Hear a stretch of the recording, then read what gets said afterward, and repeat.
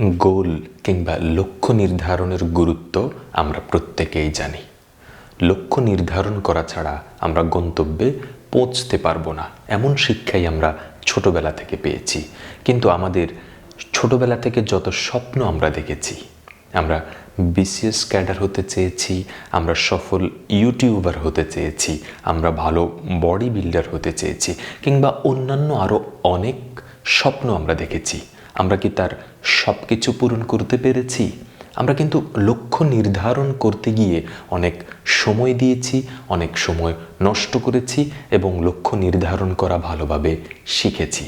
আপনি যদি একটু খেয়াল করে দেখেন এবং আপনার পুরো জীবনটাকে সুন্দরভাবে অ্যানালিসিস করেন, তাহলে আপনি দেখবেন লক্ষ্য নির্ধারণে আপনি খুব কম গাফিলতি করেছেন। আপনি লক্ষ্য নির্ধারণ করেছেন, সেই লক্ষ্য নিয়ে আপনি ভেবেছেন এবং আপনি সেই লক্ষ্য অর্জনের জন্য আপনার ইচ্ছা, আপনার মানসিক প্রস্তুতি, আপনার শারীরিক প্রস্তুতি, সব ধরনের প্রস্তুতি আপনি নিয়েছেন। কিন্তু তারপরেও আপনি অধিকাংশ লক্ষ্যে সফল হতে পারেননি, সেই লক্ষ্য অর্জনের ধার প্রান্তেও যেতে পারেননি। তার কারণ কি? তার কারণ হচ্ছে আমাদের এটা বুঝতে হবে, লক্ষ্য হচ্ছে এমন একটা জিনিস যেটা আমাদেরকে একটা ফলাফল এনে দেয়। অপরদিকে সিস্টেম হচ্ছে এমন একটা বিষয় যেটা আপনাকে একদম সরাসরি সেই ফলাফলের কাছাকাছি নিয়ে যায়। সেই ফলাফল অর্জনের জন্য যা কিছু করণীয় সেটা হচ্ছে সিস্টেম। আমরা লক্ষ্য নির্ধারণ করি, আমরা লক্ষ্য নির্ধারণ করার পরে অনেক চিন্তা ভাবনা এবং গবেষণা শুরু করে দেই, কিন্তু সেই লক্ষ্য অর্জনের জন্য যেই পদক্ষেপ নেওয়া দরকার, যে সিস্টেমটা ফলো করা দরকার, কিংবা যে প্রসেসটা আমাদের অ্যাডপ্ট করা দরকার, শুধু সেটা আমরা করি না। আর সেই কারণেই আমাদের অধিকাংশ গোল, অধিকাংশ লক্ষ্য ব্যর্থতার সম্মুখীন হয়। তার মানে প্রশ্ন আসতে পারে, তাহলে কি আমরা লক্ষ্য নির্ধারণ করব না? আমরা অবশ্যই লক্ষ্য নির্ধারণ করব। যেমন বাংলাদেশ ক্রিকেট টিম লক্ষ্য নির্ধারণ করবে, তারা বিশ্বকাপ জয়ী হতে চায়। বিশ্বকাপ জয় করার জন্যে কিংবা বিশ্বকাপে তারা চ্যাম্পিয়ন হওয়ার জন্যে তাদের যা করণীয় সেটা না করে তারা শুধু একটা গোল নির্ধারণ করলো, তারা একটা লক্ষ্য নির্ধারণ করলো, আর এটা করার পেছনেই তাদের সমস্ত অর্থ, সমস্ত সময় তারা ব্যয় করলো।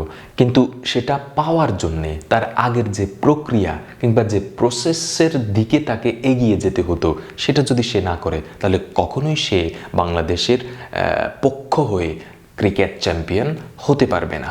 তাহলে আমাদের স্পষ্টভাবে বুঝতে হবে, গোল আমাকে একটা ডিরেকশন দিবে, গোল আমাকে একটা জায়গা দিবে যে এটা আমি চাই, এটা আমার প্রয়োজন। কিন্তু সিস্টেম আপনাকে টোটাল ডে বাই ডে একটা প্রোগ্রেস দিবে।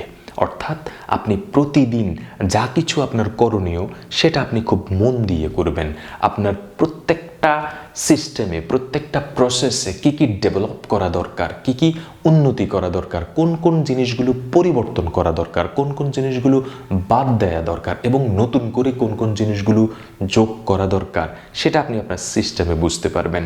আর সিস্টেম যখন আপনি ফলো করবেন, তখন আপনাকে প্রতিটা দিন কাউন্ট করতে হবে। আপনি কোনো একটা দিনের হিসাব আপনি বাদ দিতে পারবেন না, কারণ আপনাকে জয়ী হতে হলে প্রতিটা দিন অল্প অল্প করে ভালো করতে হবে, প্রতিটা দিন একটু একটু করে আপনাকে এগিয়ে যেতে হবে।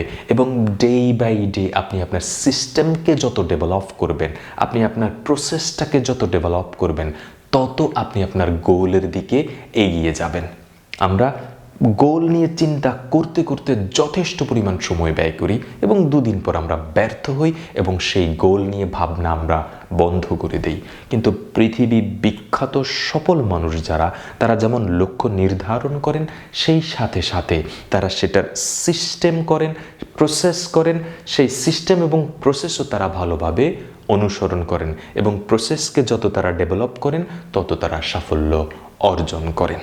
তাই আমরা যেমন লক্ষ্য নির্ধারণ করব, এতে কোনো অসুবিধা নাই। আমরা যদি লক্ষ্য নির্ধারণ না করি, তাহলে আমরা এটা বুঝতে পারবো না যে আমরা ঠিক কোথায় যাচ্ছি।